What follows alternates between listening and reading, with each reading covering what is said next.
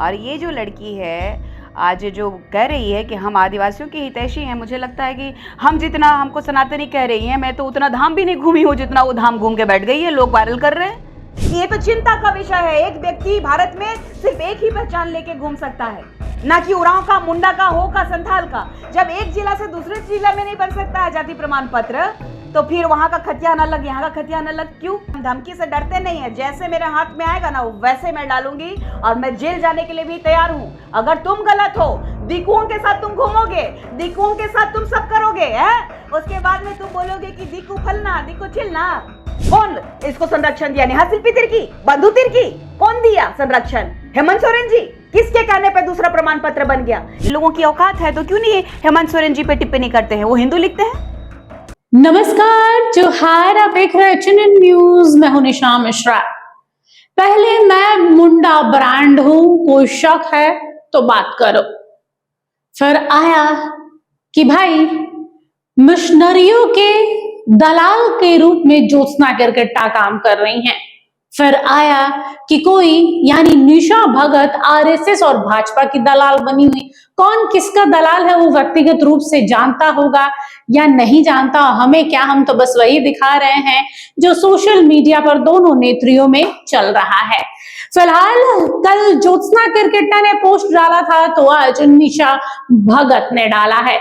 निशा भगत ने तो सीधे डीएनए जांच का चैलेंज दे दिया है कि हाँ, जब आप मेरे परिवार पर जाएंगी कि मेरी माँ क्रिश्चियन है तो मेरा बाप सरना है तो मैं मिक्स ब्रीड हूं, तो इस बार आपकी बारी है, आप भी डीएनए टेस्ट करवा लीजिए। सोशल मीडिया पर निशा भगत ने लिखा है कि ज्योत्सना केरकेट्टा का प्रेस कॉन्फ्रेंस सुपर फ्लॉप रहा है, और यही नहीं, उन्होंने खुद को जब मुंडा ब्रांड कहा है तो ऐसा कैसा मुंडा ब्रांड जो मुंडा की भाषा नहीं जानता है, मुंडाओं की संस्कृति को नहीं जानता है, सिर्फ फेक पब्लिसिटी के लिए खूंटी से आकर रांची में उरांव से मुंडा और मुंडा से उरांव बना जा रहा है। एक बार देखते हैं सोशल मीडिया पर निशा भगत ने क्या लिखा है और क्या हमला बोला है। बौखला गई है बेचारी ज्योत्सना केरकेट्टा। प्रेस कॉन्फ्रेंस की रणनीति सुपर फ्लॉप होने के बाद उनका फ्रस्ट्रेशन लेवल इतना बढ़ गया है कि अनाप शनाप बयानबाजी करने से बाज नहीं आ रही हैं। ज्योत्सना केरकेट्टा खुद को खूंटी की मोहर मुंडा और रांची के फगुआ उरांव का वंशज बताने के बाद अब स्वयं को मुंडा राजा मदरा मुंडा और भगवान बिरसा मुंडा का वंशज बता रही हैं। क्या एक महिला का 4 अलग अलग क्षेत्रों में 4 अलग अलग वंशज हो सकते हैं? क्या ऐसा संभव है? भगवान बिरसा मुंडा की महज 25 वर्ष की अल्पायु में अपना शहादत दिया और जिंदगी भर विवाह नहीं किया। जब भगवान बिरसा मुंडा ने जिंदगी भर विवाह ही नहीं किया था तो ज्योत्सना केरकेट्टा खुद को बिरसा मुंडा का वंशज किस मुंह से बता रही हैं? कहीं ज्योत्सना केरकेट्टा का गिद्ध दृष्टि भगवान बिरसा मुंडा की संपत्ति पर तो नहीं है? क्योंकि रांची में ज्योत्सना केरकेट्टा का वंशज फगुआ उरांव का लालपुर में स्थित पुस्तैनी और सीएनटी जमीन दूसरों को बेचा जा चुका है। देश का 12 ज्योतिर्लिंग घूमकर आने वाली ज्योत्सना केरकेट्टा को मुंडा भाषा बोलनी नहीं आती है और ना ही मुंडा संस्कृति और रूढ़ी परंपरा की जानकारी है। फिर किस मुंह से उरांव जाति का जाति प्रमाण पत्र बनवाने वाली ज्योत्सना केरकेट्टा खुद को मुंडा ब्रांड बताती हैं? गिरजा और ईसाई मिशनरियों की लाडली ज्योत्सना केरकेट्टा जी, आपका व्यवहार और भाषा मुंडाओं की नहीं लगती है। आप मुझे आदिवासी भी नहीं लगती हैं। यदि आप ओरिजिन मुंडा ब्रांड हैं तो आपके रक्त में किसी प्रकार का कोई मिलावट नहीं होगा, तो अपना डीएनए टेस्ट करवा कर मुंडाओं का O2AM95 डीएनए का प्रमाण पत्र समाज के सामने रखें। उम्मीद है आप अपना डीएनए प्रमाण पत्र अपने जाति प्रमाण पत्र की भांति धोखाधड़ी नहीं करेंगे। समाज सच जानना चाहता है कि आप मुंडा है, उरांव है या कुछ और है। अब इस पूरे पोस्ट पर निशा उरांव का कमेंट सामने आया है। उन्होंने लिखा है, उस महिला पप्पू से राज्यवासियों का मनोरंजन हो रहा है, कोई उनको गंभीरता से नहीं ले रहा है। एक कार्टून नेटवर्क चैनल में उनका शो खूब चलता रहता है। पटकथा भी वह लोग साथ बैठकर लिखते हैं।